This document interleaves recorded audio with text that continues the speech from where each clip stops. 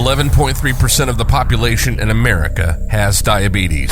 1.4 million Americans are diagnosed with diabetes every year. The medical cost per year is $237 billion. Diabetes, it's everywhere. This is the Embrace Podcast. Diabetes is everywhere. It affects all age groups, all ethnicities, all walks of life. And on this show, we talk about diabetes awareness, current events and news, tips, advice, motivation. We'll speak with guest speakers. Welcome to the family. This is the Embrace Podcast. Oh, and welcome to a brand new, fresh, out the oven, out the gate episode of the Embrace Podcast. I thank you so much for tuning in this week. I have another great episode that I prepared for you. Baked it, put the ingredients, rolled the flour, directly hand delivering it to you. So I hope that you enjoy it. Today we have our very first interview this season with the only Eureka's Diabetic Journey, aka Eureka. Hot off the press, never been done before. Exclusive interview brought to you only by the Embrace Foundation. Man, Eureka definitely has had a diabetic journey. She lives with diabetes. She lives with PCOS, and she has battled and beaten cancer, man. Life has tried to beat her down time and time again, and what does she do? She embraces it, she pushes forward, and she comes out on top. So I am extremely honored to have this conversation with her. She is such a huge supporter of the Embrace Foundation. If you paid attention last week, if you watched last week's episode, she was our top donator of the week. She's always on our TikToks commenting, spreading love. She's always on our TikTok lives. She sends us gifts on lives. She's a lively beacon of light on our TikTok lives. So today we are talking all about her journey, her advice, and some more diabetic related issues that we need to discuss, more diabetic related issues that aren't talked about enough, and something that I personally needed to hear involving infections in your feet, something that is definitely not talked about a lot. We get into some pretty heavy stuff on here, man. Towards the end of it, I was tearing up. I try not to show my emotion too much, but I was tearing up a little bit towards the end, man. She has some beautiful things to say. And again, she has been through so much, and I'm not one to compare problems. I'm not one to say, oh, this person has it, better than me, or this person has it worse than me. Our problems are our problems, and they're giant in our eyes because we have to live with them, of course. But if anyone deserves to say, poor me, or why me, it's her, and she doesn't. She's always with a bright smile on her face. Like I said, spreading joy and positivity and smiling and laughing, as you can tell in the episode. So I think we can all learn something from that. And I think we can all learn something from her. And last but not least, we get into something that I think all diabetics, all people living with diabetes need to hear. And that has to do with infections, diabetes sensitivity, diabetes feet care. I know it's one of those weird things that another thing on top of diabetes we have to, think about, but it's something that we do have to think about because it's very serious. She had this, I'm not going to spoil too much, but she had this ulcer on the bottom of her foot. She waited 48 hours, as anyone should, or would. Me, I'd see something on my foot, I'd ignore it for a week, and then maybe go to the hospital after doing some extensive Googling. She waited 48 hours, she went to the hospital, which you're supposed to do, and the bottom of her foot was coming off, like the bottom of her heel was like hanging by a thread, she explains. And now she is wondering, the doctors don't know, if she's going to have to get it amputated. And that's because she waited 48 hours, as anyone would. I'd be waiting 2 weeks maybe. Enjoy. But first, really quick, let me get these, our initial stuff out of the way. Of course, every single, week, we have to go and thank our monthly contributors, our weekly contributors. These are the people that went on to www.theembracefoundation.org and chose to donate and contribute and to gift on a weekly or monthly basis. Some of these people donate $5 a month. Some people donate $25 a week. Thank you, Mom. Some people donate $100 a month. So It's amazing. It's incredible. And this is the very least I can do because you guys are doing wonders. And you guys are the reason that there are more people who are getting the supplies that they need for free. Because of you, we are able to extend how many people we send out to a week because of you. So without further ado, thank you, Megan Motley, Suzanne Jones, Jake Coleman, Whitney Sweeney, Pamela Bailey, Leslie Parrish, Laura Lopez, Brittany Lopez, Whitney Sweeney, Sherry L. Bearden, and Michael Rose. Thank you guys so much. I thank you. The Embrace Foundation thanks you. And the people that are receiving supplies because of you, thanks you. So thank you so much. And thank you so much to I have to shout out our top donator of the week, and that goes to a Miss Veronica Palladino, and she is all the way from Germany, sending us love from Germany. She sent us $50 this week, so thank you so much, Veronica. I appreciate you. Same goes to you. 5 more people are getting the supplies they need this week because of you, so I appreciate you. Thank you. I love y'all. We're going to test our blood sugars at the end of the episode. I know we usually do it at the beginning, but me and Erica do it together at the end, so I'd love for you to join us and tell me what your blood sugar is. I'll catch you at the end of the episode. Let me know what you think. Let me know what your blood sugar is at the end. Without further ado, let's get it. I am here with Erica's journey. No, I'm here with Erica, a.k.a. Eureka's journey. She has been with us, following Embrace, supporting Embrace for a while now. Always there on our lives, always gifting, always a good time, always a beacon in the lives for sure, and a core part of this community. We're here today to ask her some questions. She has had quite the difficult journey, but I don't ever see her frowning or being upside down about it. She is strong. She is a diabetic warrior amongst many other things. She lives with diabetes. She lives with PCOS. She has battled and beat cancer, and today we're going to ask her all about her journey and her tips and advice, and we're going to talk about something very specific that a lot of people living with diabetes don't think about, don't talk about, and are not properly educated on. So without further ado, Miss Erica, go ahead and introduce yourself. Say what's up to the people. Hello, everybody. So when I called her on the phone yesterday, and when I asked her, are you type 1, type 2, like what type of diabetes you are, she gave me a very interesting answer. So go ahead and explain what type of diabetes you have. I was diagnosed with type 2. However, with everything that's gone on in my life, I kind of almost wonder if I'm not type 1. I'd have to go way into more testing to really probably find out. But the way that my body seems to react to the insulin or, sugars and everything like that doesn't seem to be quite like what family members that have type 2 experience. Because I could eat and take insulin at like whatever I'm supposed to take, and it hardly goes down. Right. So I'm thinking I need to start doing more of the carb ratios and upping it, which I've been doing some research on myself. So okay. And you said you were diagnosed around what age? Somewhere between the age of like 15. Let's see, how old would I have been? Probably was like somewhere between like 16 and 20-ish, somewhere in there. Some people think I'm lying when they ask me when I was diagnosed. I don't even remember too. I'm like 7 or 8, I'm not sure, 20-something years ago. Yeah, it's hard to remember, especially since they didn't make a big deal about the diagnosis. And so because they didn't make it a big deal, I didn't make it a big deal. Right. So I wasn't really educated properly. They never had me go to a diabetes education class, nothing.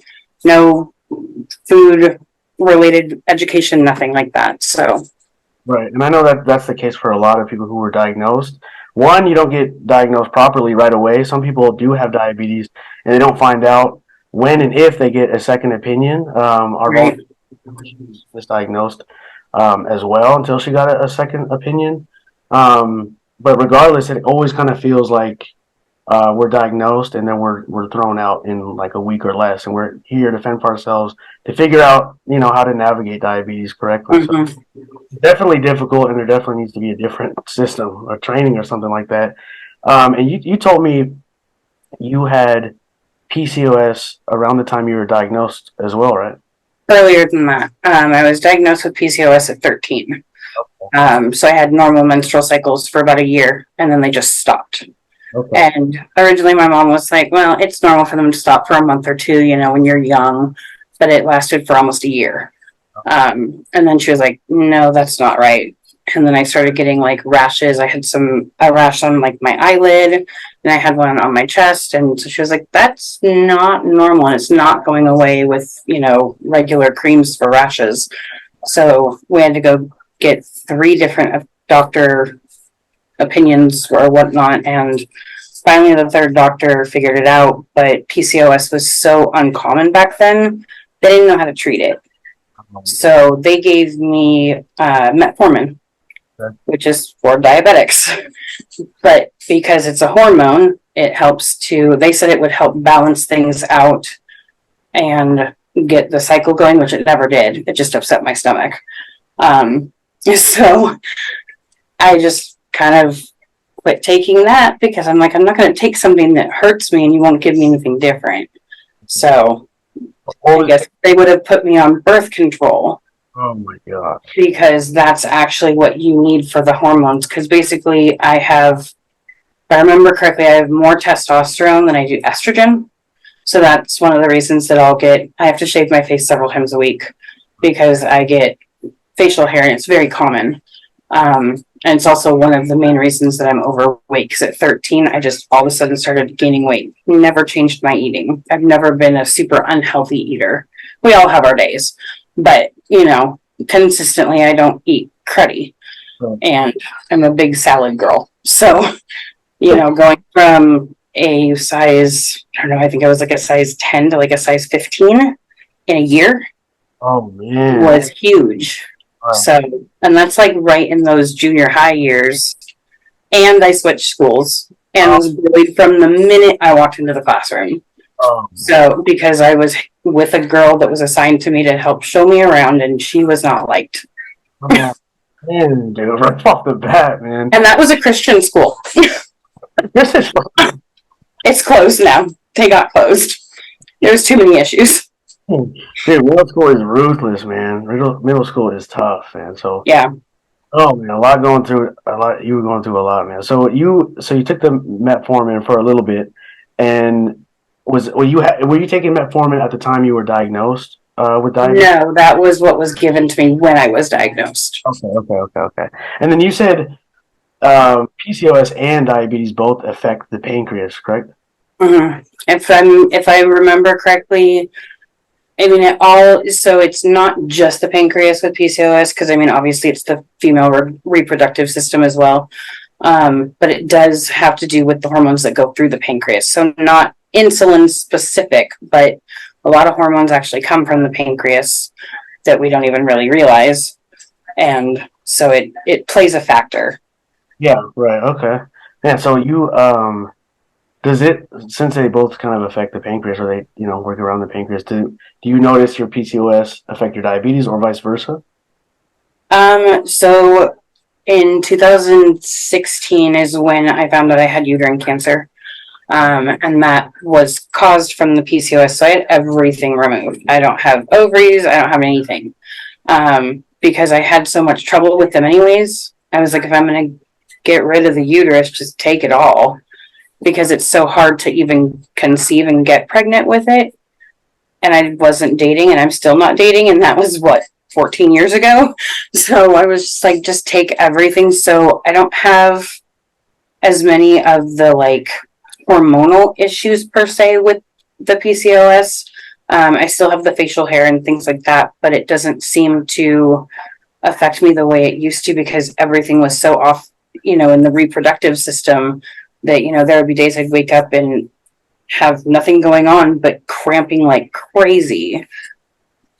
And I did have a very large ovarian cyst end up coming up a few years prior to that I had to go to 3 different hospitals to get treated. But it was the size of a small cantaloupe. Okay. And it was coming off of the ovary and twisting on its access point. So it's cutting off blood supply to the ovary. Oh, man. So You're saying you had diagnosed with PCOS at 13. Then you got diagnosed with cancer at 15, and then diabetes around that time. So you were dealing with all diabetes at 15, cancer in 2016. Okay. So not quite 10 years ago. Yeah. So, but still having to deal with all of those things at the same time. What do you in those moments? I think with just when you get to the bare bones of it, just a human being, and then you add diabetes to that, we all feel like, man, we feel like this thing can beat us up sometimes. We feel like diabetes is kind of getting the best of us. It takes control of our lives. It's a day-to-day thing that we have to deal with.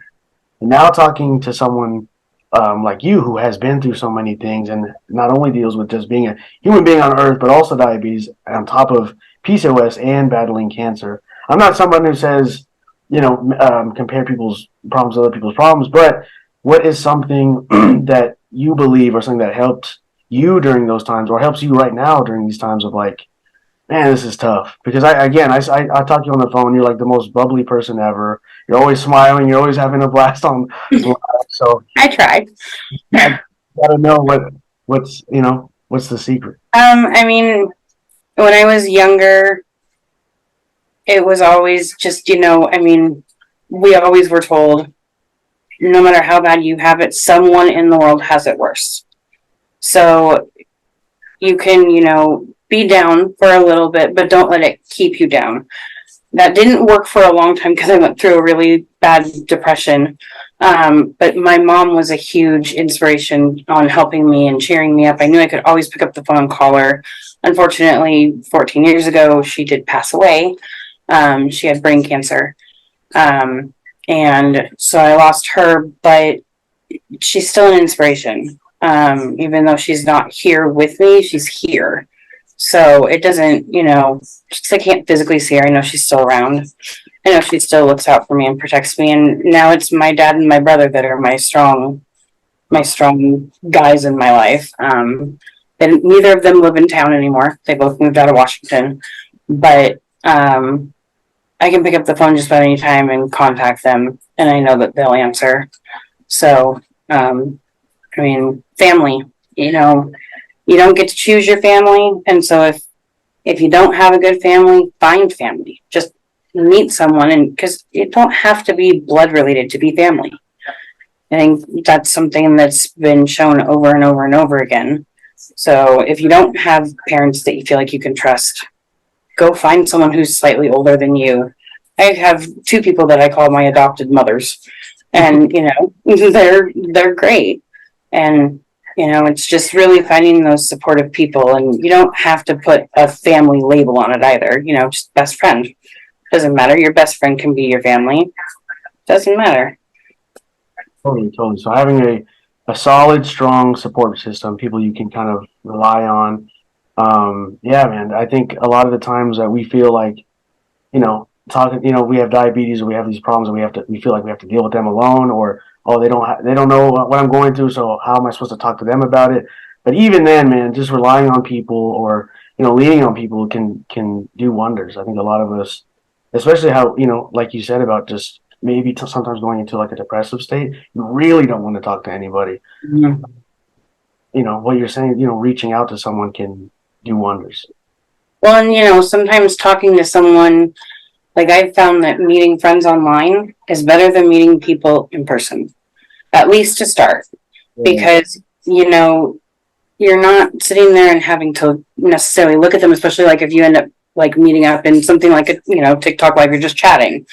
So one person's live, but everyone else is chatting. You can strike a friend easy, and then you realize, oh wow, I have that in common, and that in common, and that in common, and it's just like, wow. And then when you go to meet them, there's not so much to even judge on because you already have a foundation.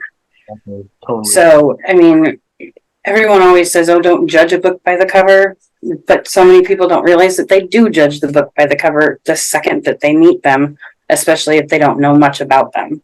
But if you know a little bit of background on someone, I find like it kind of helps to be like, okay, well, so she's a little bit on the bigger side, but she's had this.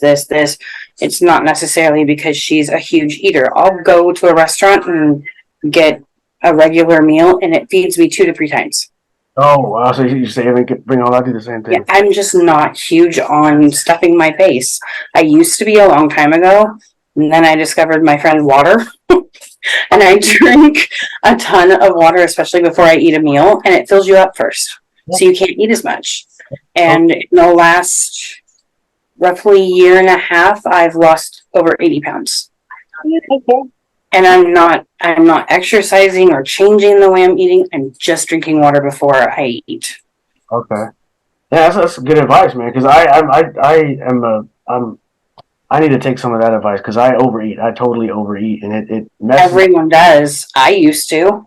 Yeah. And it was my grandma that told me start drinking water before, and I never listened to her forever. And then I finally was like, maybe I should try that thing that she said all those years ago. And it really does. It's like, before you go and eat anything, it's already filling your stomach. So if you drink, 8 ounces of water, that's 8 ounces of the circumference of your stomach that's full before you put anything into it. Totally true. I'll have my water bottle right here, and I'll drink it throughout the day, and I'll be full. You got yours too? I like the stitch. Yeah, it's covered. The water bottle's covered in stitch too. Oh, dude, I like the Starbucks one. I actually painted that. Oh, that's sick. That's awesome. It's actually in memory of my mom. Okay. Oh man. Yeah. Awesome. You see they're coming out with a live action one soon? Yeah, I don't want to watch it. Why not? Because it's going to ruin the original. Live action ruins every movie for me. It's true. It's true. It's true. You can't remake a creation that was already really good. I remember trying to watch, what was it? I don't even remember which one we watched. I'd have to ask my roommate. But we turned it off. 30 minutes in, we were like, nope, it's going to ruin the rest of the original for us. We don't want to do it. We only liked the songs. and 9 out of 10 times, it's just a cash grab. So it's like the heart really isn't like in it like that. Yeah. Totally. So it reminds me of your mom. Did you guys watch it together a lot when you were growing up? Gosh, when did that even come out? I want to say it came out around 9/11. That's what I know. So it was around a little bit after. I think we watched it a few times together. I'm trying to remember. My brother and I watched it the most together. And he hated the fact that there was really no boys except for the boyfriend, because we used to role play videos after we watched a movie we really liked. We'd go up to his room and he had a bunk bed, so we would always make a fort, and that was the house, and I'd always be whatever girl except for I was Stitch. So he was like, I'm not being Lilo, and I was like, fine, be Lilo. He's like, but that's the same, and I was like, yeah, but you're a boy. And he's like, that doesn't work, and I'm like, there's no scenes in it that she's doing anything super feminine. I mean, she goes and swims in the ocean to the fish to give it a tuna fish sandwich. He's tough. I mean, it's just like, just do it. Because I don't know why, but I loved the movie so much that I learned how to do the voice of Stitch. Please let me hear it, please. I have to hear it. What? You want me to do it? Please, I got you. Mom, Stitch. Stop. Not a couldn't stop. No way. I love Stitch. I have a lanyard. I have figurines all over the house. I have stuffed animals. I have a tattoo I'm getting worked on. Oh, that's hard, dude. Oh, that's sick. Dude. I love it. That's had to pause right now because of my foot stuff going on.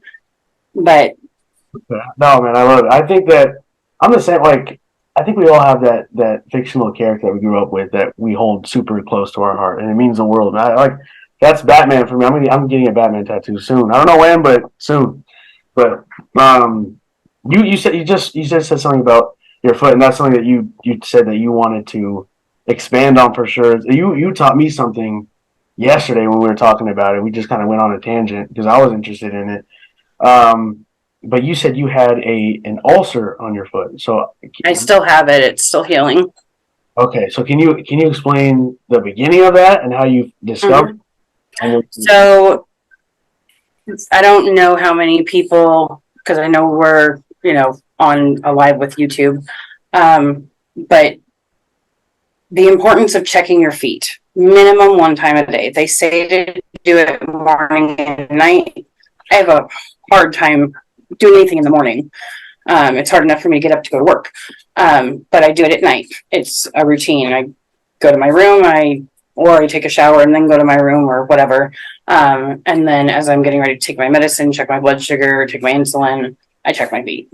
Okay. So it's kind of like an everyday occurrence. And when I was doing that on the 17th of June, I noticed what looked like a purplish colored bruise. And I was like, that could be a blister starting. So I'm going to go ahead and cover and wrap it just in case. And if it pops, it's not going to get infected right away. Within 2 days, 3 days, 2 or 3 days, on the 20th of June, I went to go change the bandage and double check my foot, which it had turned into a blister on like the 18th-ish, 19th. So I wasn't walking. Just kind of keep pressure because it's on the heel. So you don't want to walk because you're going to pop it. And when I took it off, my heel pad was hanging by a thread. And so that's the fat pad of your heel. That's what kind of covers around to give you that cushion of your heel. And once I saw that and how gray the skin was underneath, I called my roommate out who's squeamish, and I was like, I won't show you, but you need to take me to the ER now. And I had to literally tell my work, I'm sorry, I'm heading to the ER. And they're like, it's fine, go take care of yourself, let us know what's happening. I got to the hospital, sat in the waiting room for like 4 or 5 hours. And then when we finally got back there, the doctor took one look and he said, I'm not doing anything but admitting you. Oh. And I was like, oh, crap. I was like, okay. And so I was thinking, okay, I'll be here for a couple of days. 3 weeks later, I come home. The ulcer was all the way to the bone. So you could literally see my heel bone. You could see all the tendons and ligaments of the foot in that area. And it went, so if this is the back of your heel, it went from one side all the way under up to the other side. Damn. So it kind of looked like something took a bite out of me. Oh, man, it's all missing. Mm-hmm, pretty much. Oh, okay. And I didn't realize how severe it was, and they had put me on, because of course it was infected. It was infected from the second it opened, apparently, with the heel pad coming off. But when they put me on an antibiotic and it wasn't responding, then they were like, well, we see on here that you're allergic to penicillin. How long has it been since you've had penicillin? I was like 13, and they were like, if we stay right here nearby, are you willing to try? Because I'm not super highly allergic.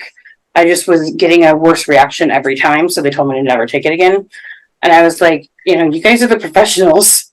I mean, I know you guys will help anything if it happens. So yeah, do whatever you got to do. I want to save my foot. And so they started me on penicillin. I didn't have a reaction. And it started to slowly kind of, the numbers of the infection were going down. The white blood count wasn't so high. I'll never forget the day, though, that the doctor walked in. He was the infectious disease doctor who I'm still seeing to get the wound changed out. But he came in the room, and I always thought he was kind of a jerk. But he really wasn't. It's just the way that his face looks. It's almost like resting bitch face. But he's really nice. But I think I also consider him a jerk because of what he told me that day, which is, we really may end up having to consider an amputation from out of the blue. Like, there'd been no talk of me ever losing my foot. And then all of a sudden, it's on the table. And, I have no family there. I got my cancer diagnosis alone, and now I'm getting this alone. And I'm like, you got to be kidding me. And so I held it together till he left, immediately picked up the phone, called my dad, freaking out. He was in Washington because they come in the summer because it's too hot in Arizona. Because they're from here. So being in Arizona in the summer is not something for them. But they had just gotten a condo and they were trying to get a piece of furniture in the house. And he's like, I don't care. I'll be there in 15 minutes. He just was like, you can try and deal with this, honey, because he remarried. Luckily, her kids were there, so it was fine. But, you know, I mean, he showed up. He's like, I want to talk to the doctor. Oh, no. And I'm like, I know, but I'm trying to get that coordinated. And it's really hard because I don't know when he's going to come to his rounds. And it's looking more and more now because the wound is healing. It's roughly half the size that it was before. And from the month-ish ago, I had gotten the wound vac, which is what I'm on now, versus just a wet to dry dressing. It has gained the depth back from 2.5 centimeters deep to 1.8. So that's almost a whole centimeter of tissue gained back. But that's been no walking. I was on IV antibiotics for 8 weeks at home. And now the wound vac. And I haven't walked since June 17th. And for people not to check their feet, something that small, if I ever notice something like that on my foot again, I'm going to the doctor. Totally. Immediately. Because if I can prevent it before it starts, that's what I want to do. Or if they can catch it at the very beginning so that it's only the size of like a dime, instead of risking losing my leg from the knee down, that's definitely what I'd rather do. So, I mean, it's so important to, do your best to keep your blood sugars on track. Keep your carbs to as much of a minimum as you can. And then just, take your insulin or whatever medication you're on and check your feet daily. Because the littlest, tiniest pinprick cut could lead to a severe infection. Yep. And we don't ever really we get told, you got to check your feet. It's so important. Why? Why is it so important? Because you could lose your feet. Yeah, totally. There's many people who have. Mm-hmm. So it's critical. Yeah. A doctor wrote a note for me for work saying, whatever, I think it was actually for the paid medical leave. And he said on there, her condition is severe. She could face amputation or even death. Oh, no way. Mm-hmm. Oh, my God. So it can kill you. It can literally take your life if you get that bad of an infection, because if it gets into your bones and they don't catch it fast enough, which is why they were saying if they did have to amputate, they'd have to take it from the knee down, because the foot is completely connected to the one leg bone. There's no break in it, where it's just connected with tendons and ligaments. So it can transfer to the leg, and then if it transfers to the leg, then it can transfer to the knee and just keep going. And it's kind of like having bone sepsis in a way. And then if it were to get into your bloodstream, you're done. You're toast. Oh, man, that's crazy, because you explained to me that, because I'm the type of person that I see something on my foot or scab or whatever, I'm going to ignore it, pretend I don't see it for at least a week, and if it's still then I'll go to the doctor. But from what you explained to me, this was all within 48 hours. You went to the hospital 2 days. 48 to 72, yeah. So it's that quick. Yeah. Oh, man. Because you think about it, on your feet, even if I wasn't walking when I noticed it was a blister, but prior to that, I had walked on it. If there was the tiniest pinprick that I couldn't see, it could have gotten something in there. Yeah. It's also really important to, at minimum, wear socks, but ideally, house shoes. Yeah.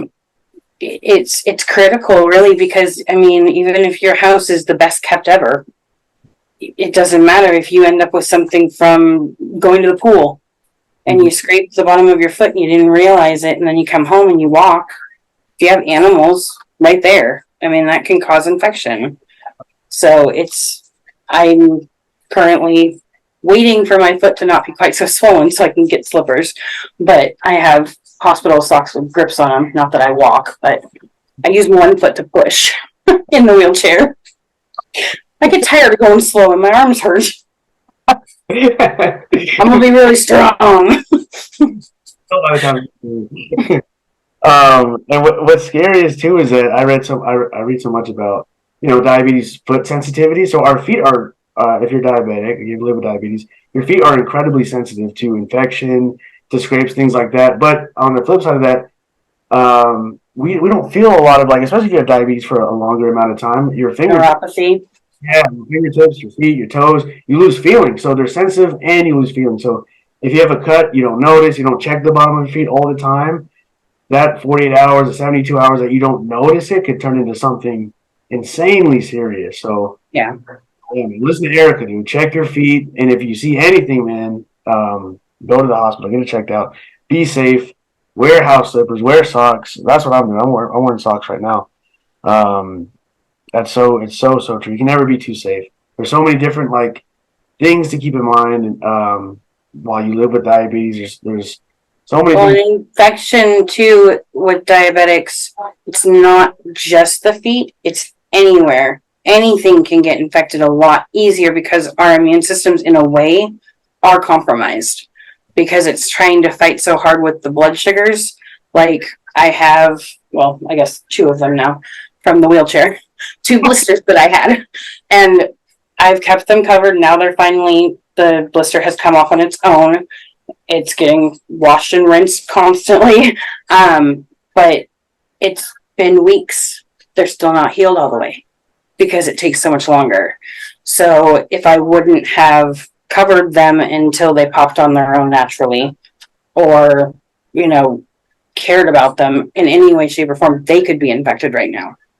Any little cut that you notice, if it has any kind of like that greenish, grayish color, you need to start getting something on it.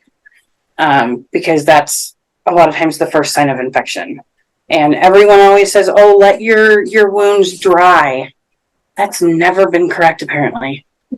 We're never supposed to let our scraped knees dry. You're supposed to keep them moisturized because, you think about it, and your body's trying to heal it, but to heal it, it needs to do what it does inside our skin, which is completely lubricated constantly. So, like, when I first came home and when I was in the hospital, I was doing wet to dry dressings, which at first, of course, hurt like the dickens. But I knew they told me that they were going to release me, and they're like, well, do you really think that you can actually do this? And I was like, yeah, I was a CNA. I know how to do things. I'm not dumb. I was like, plus it's putting gauze. And they're like, yeah, but you just got to make sure you do it twice a day. I'm like, yeah, you tell me what to do. I'm going to do it. And they're like, I don't know. And they were like, well, I think home health should come in. And I'm like, I can change basically a bandage twice a day. If I don't feel comfortable, I'll let you know. And they're like, well, what about your pain? And I was like, I'm going to be the one doing it. I know what I feel. Because I can't feel my toes, but I can feel from my toes back. Okay. So when that spot on my foot got sore the next day, and that's when the blister came about, I could feel it. Okay. So had it been something that got cut, I know I would have noticed it. And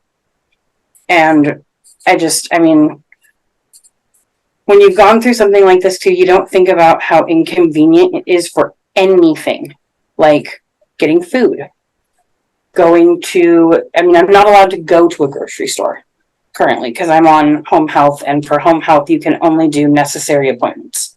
So I don't get to go anywhere. I'm homebound. Oh, yeah. I can go to like family functions as long as they're not super long term, and I got to make sure I have all the medical supplies for the wound vac, or what if the wound vac stops working? If it stops for 2 hours or more, I got to take that thing off and go back to a wet to dry. So I got to have all my gauze, all of the solution, everything that I would need. And it's like, on top of all my normal stuff, it's like, are you kidding me? I mean, I when I tell you I love to shower, I shower maybe twice a week now because it takes an hour and a half. To do all of it because, you can do all the stuff you got to do. Because I got to go to the bathroom, transfer to the shower transfer chair, then get in the shower, And then, I mean, you're so exhausted by that point. You're just like, okay, I got to sit here for like 10 minutes now. Right. I can't get my foot wet. So that has to stay out of the shower. Yeah. And it's like, it's so hard. I mean, if my roommate's not awake and I need like a plate or something, I got to figure out a way to stand on one foot to get it. Oh, man. Because it's up too high. Cooking is, I mean, I've almost burned myself so many darn times on the stove because the buttons are too far back. So now I use tongs.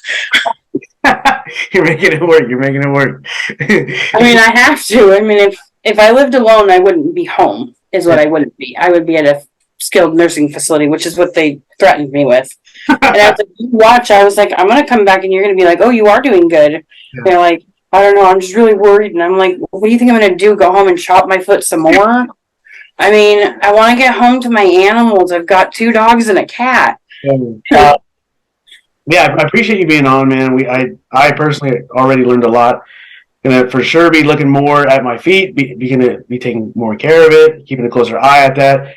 And again, you have been through so much, and still you're such a bright light, and have even beyond extended to reach out to fellow diabetics, reach out to us. You've helped us so much already, not only with just support and being a real part of this community. And like you were saying earlier about how, you find someone on a live, and even if it's just somebody talking, you guys are talking amongst the comments. And I'm sure you are that for so many people, because people are replying to you, you're replying to other people. So 1, I appreciate you being part of this community. And 2, I really appreciate you sending all those gifts and donating to us, because that does translate to us being able to help out more people, and hopefully get these people the supplies that they need, and get us taken care of. So I appreciate you. I mean, from me, and I'm sure from everyone else, we all appreciate what you do. What we do is nothing compared to what you do. Thank you. I mean, you're helping people that, could end up dying because of a high blood sugar, because they can't afford the insulin, because their insurance doesn't cover it anymore. And I mean, it's already so expensive as it is. You're doing what you can. And yes, it's, donated stuff, but that's all of us coming together to help out another. Yeah. And I mean, if there's one thing my mom ever taught me, is do unto others as you would want done unto you. So that's the motto I live by. And we all go through hard things, and we all have to get it off of our chest. Mm-hmm. I'm here for anyone that ever needs chat. All you got to do is hit me up. Okay. I'll text anyone. You're feeling depressed. I love doing that kind of stuff, because I've been through so much of it. I went through massive panic disorder too for a long time. Found out I have separation anxiety from losing my mom. Even though she didn't choose to leave me, it's still considered medically a separation anxiety. And it's hard. And, I mean, there's times that I've been like, can God just be like, okay, it's time to come home now. And not that I would ever hurt myself, but if it happened naturally, I would hope that it would happen, as long as it was natural.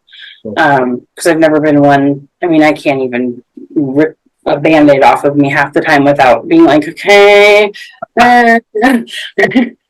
So, I mean, to do something to myself, I'd have to be so beyond depressed I couldn't feel anymore. So, I mean, I've been there. I've been in those deep holes. Every family member we've lost so far in our family, on both sides of the family, has been on significant or between significant days. Mm-hmm. My mom died on my brother's birthday. Oh, man. Which is 5 days before mine. My grandma died on the day after Thanksgiving. Oh. My other grandma died on Christmas Day.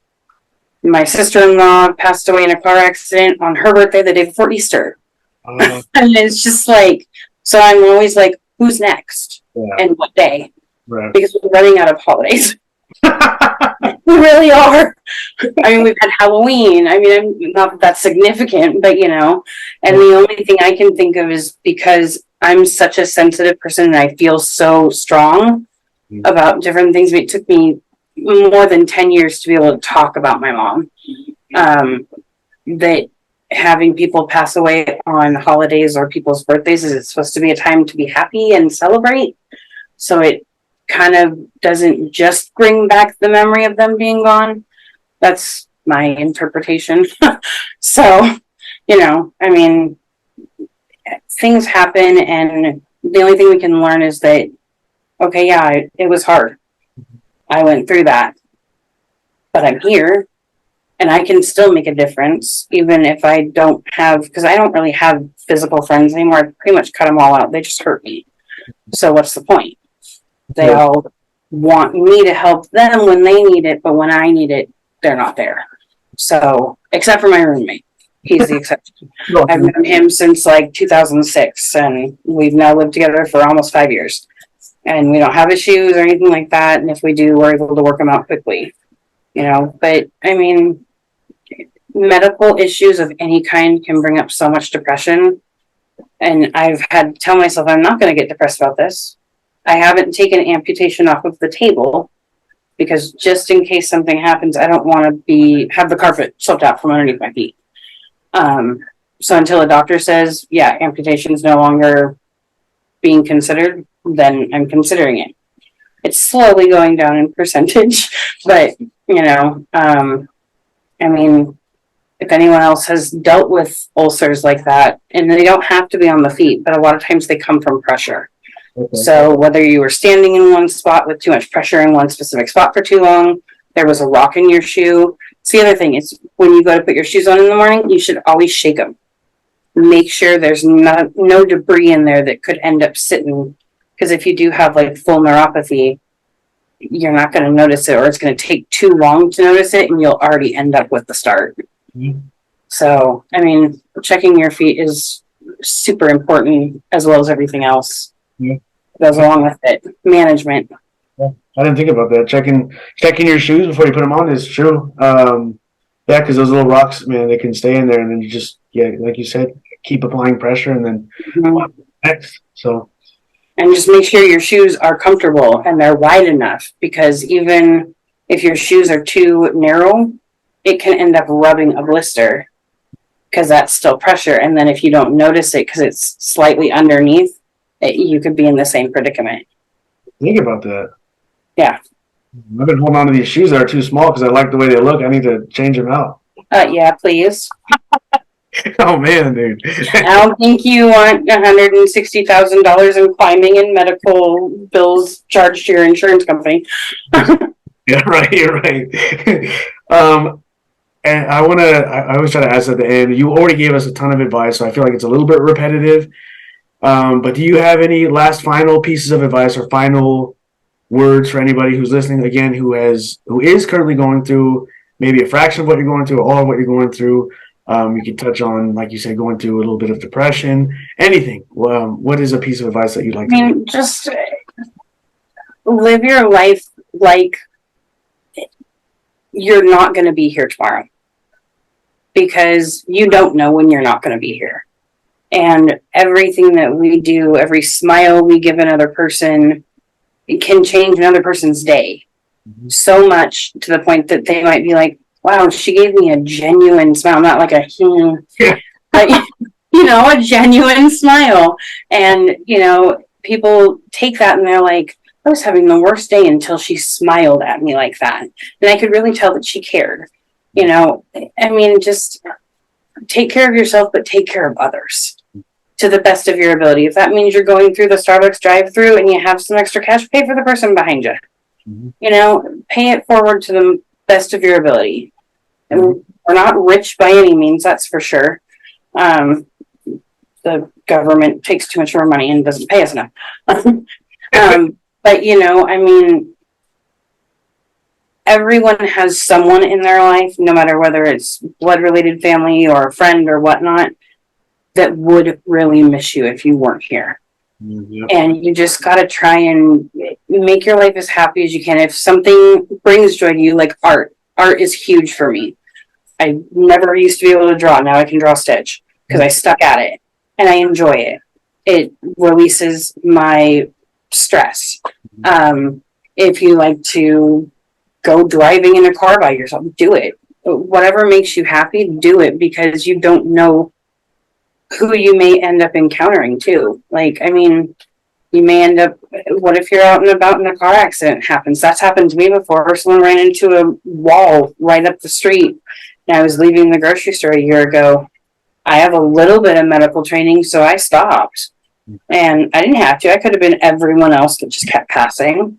But the guy was passed out. He passed out coming out of a business complex right across the street and smacked the gas. Oh. And they were wondering if he was on drugs. And I was like, I think he may have had a seizure. I was like, he's foaming at the mouth. And he couldn't keep his head to stop, like, kind of jerking slightly. And I was like, I'm pretty sure it's seizure activity. And I got there, I had to break the window. Oh, crap, dude. Because he had the doors locked. And I was afraid he was going to end up hitting something or bite his tongue really hard. So I just grabbed a rock and smashed it and opened his door. I mean, I don't know who he is, but I had gloves in my car. So if he did have something on him, I wasn't going to be too affected. Yeah. And, just held his head until paramedics got there. And after someone saw me stopping and breaking a window, other people started stopping. And everyone's like, let's pull him out of the car. And I was like, we're not moving him. Yeah. I don't know if he could have a broken back. Right. I mean, you just don't know. It's safest to just secure his head, make sure his airway's good, and wait. Unless we're instructed by medical personnel over the phone to do something, we don't. Right. And, I mean, I could have saved that guy's life. I don't know. Yeah. I mean, obviously I'm not going to get an update. But, I mean, every little good deed, that you do, you don't know what it may do for someone else. Mm-hmm.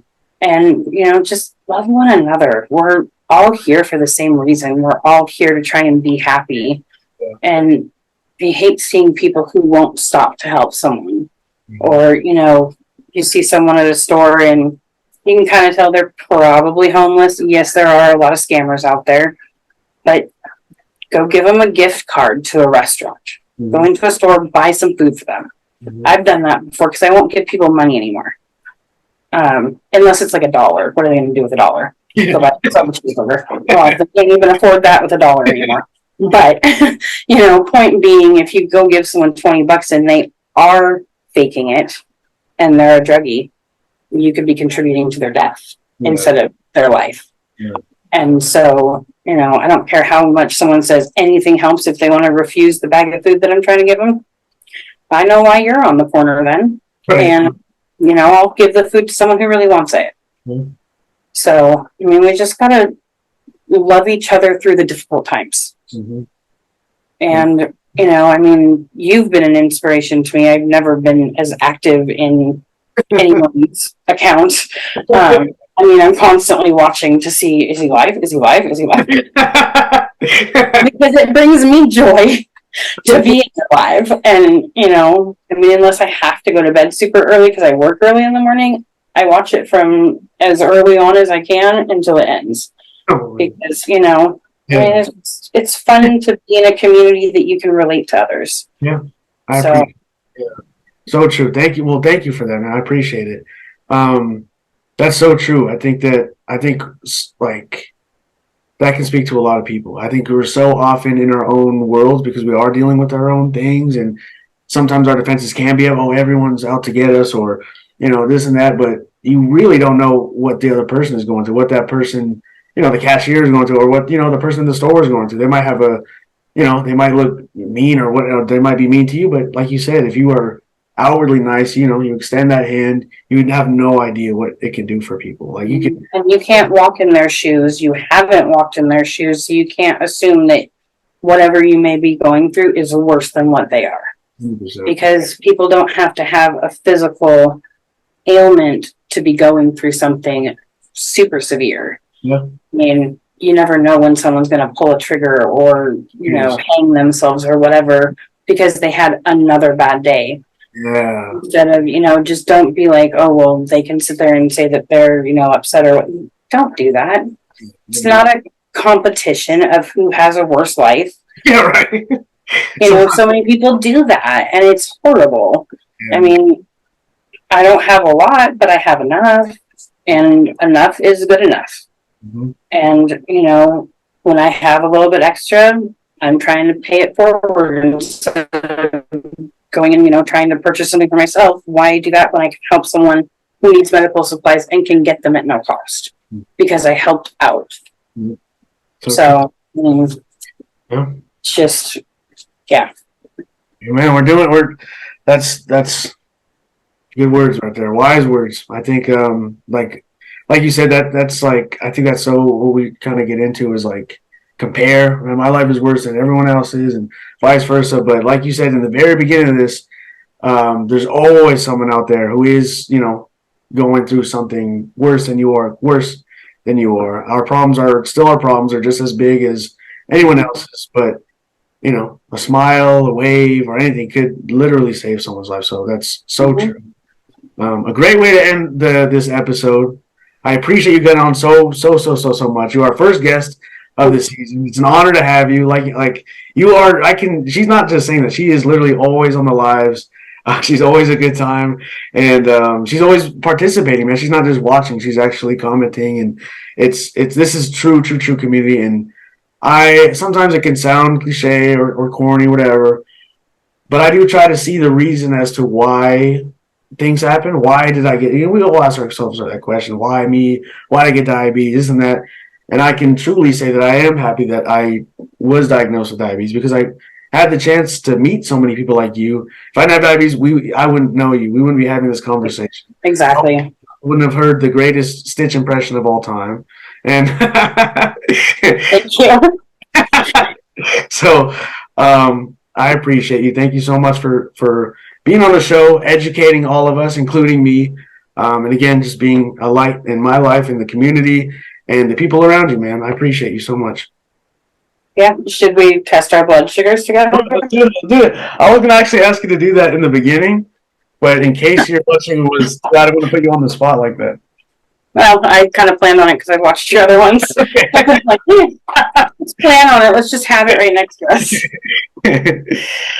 Let's do it. Never heard.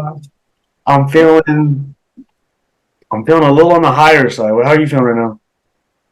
It's so hard for me to know because I've been so high for so many years that became my normal. Yeah. So actually, like when I was in the hospital and they got my blood sugars to a normal level, I felt low all the time, but I wasn't. So I mean, I feel okay. We'll find out. Yeah, let's see. I'm at a clean.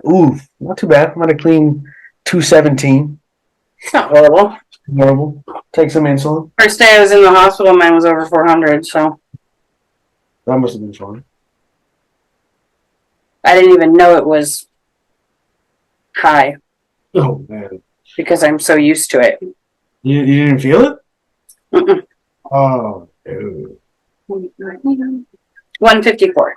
Oh, you got me beat. Man, you're actually right on target. You're 150. That's literally perfect. Showing me up on my own show. Dang. I've been on top of the insulin game today, I will admit. I'm trying.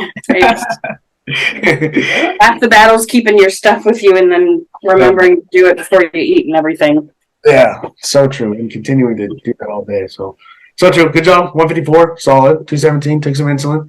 But yeah, I'm gonna post this. This will be uploaded tomorrow at 6. So so thank you again. I appreciate you. Have a great night. I'll see you. We're going live tomorrow at 5:30. So hopefully I'll see you. Yeah. Yep. All right. Bye. Thank you so much for tuning in to another great episode of the Embrace Foundation. I truly appreciate you listening all the way through, and I hope you learned something today because I definitely did. I hope you take what you learned today and actually put it into practice. Keep an eye out on your feet, guys. Really, keep an eye out on your feet because you never know what certain things could turn into. And as someone who lives with diabetes, or maybe you know someone who lives with diabetes, or your child lives with diabetes, it is so important to check in on your feet, on your hands, and even just a small little cut or a rock in the shoe could turn into something very serious, like getting your foot amputated. That's scary, guys. That's super scary. So please take care of that. Please keep an eye out for those little things. Don't ignore them. And I hope that you came out of this episode today at least keeping that in mind.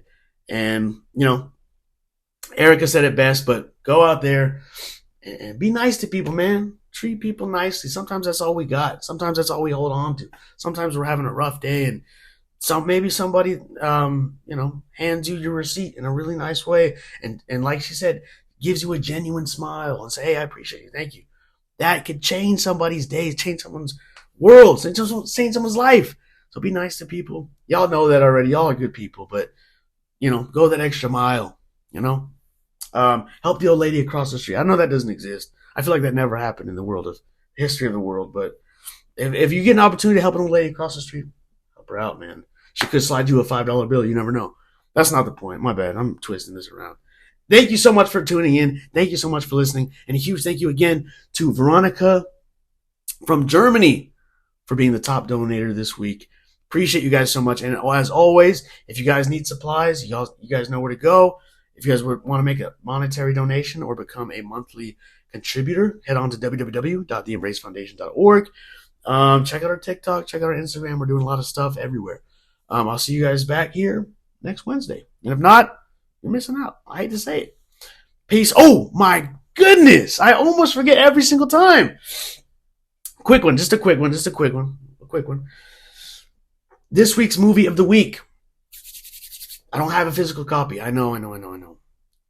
Andre is a heartwarming movie about a seal that changes the hearts and the lives of everybody in this small town. It is a heartwarming movie. It's funny. I think it's in the early 2000s. It's like a Disney movie, but it's not a Disney movie. I found myself having a good time. Hayden bought it from Zia. We went to Zia's together. We're DVD shopping, Blu-ray shopping. She goes DVD shopping because she has a DVD player. We're not going to talk too much about that. I have a Blu-ray player. Not that big of a deal. Calm down. But she got a DVD of the movie Andre. And she's like, oh my gosh, I love this movie. I watch it all the time as a kid. I watch it every day as a kid. So I was like, all right, let me give this a try. Let me watch it. After I made her watch Double Indemnity, my movie of the week last week. But I watched it. She watched it with me, and it's a great movie, man. If you are with the family, sit them down, watch this movie Andre. Classic. Don't let it be forgotten.